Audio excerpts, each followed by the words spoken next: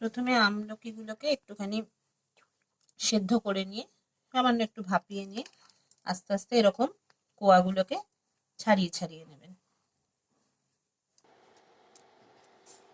কড়াতে একটু তেল দেবেন সামান্য, দিয়ে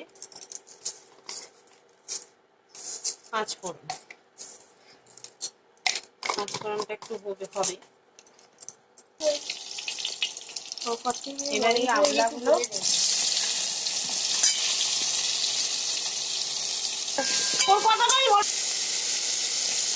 আস্তে আস্তে কড়ার মধ্যে দিয়ে একটু ভালো করে নাড়তে থাকবে।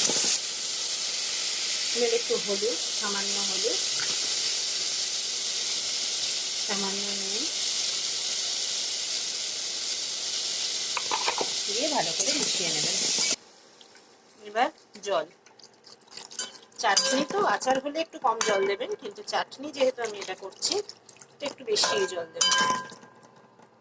ব্যাস, আর এইটুকু জল দিলে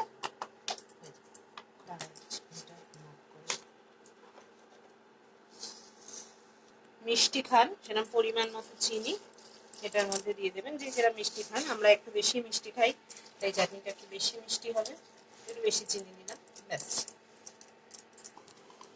এবার ফুটে উঠলে কড়াই দেখবেন ফুটে উঠেছে, ফুটে উঠলে একটু ভাজা মশলা ধনে জিরে শুকনো লঙ্কা দিয়ে শুকনো খোলায় ভেজে রেখে মুড়িয়ে রাখা সেই মশলাটা ভালো করে 2-3 চামচ মতো দিয়ে নামিয়ে নেবেন।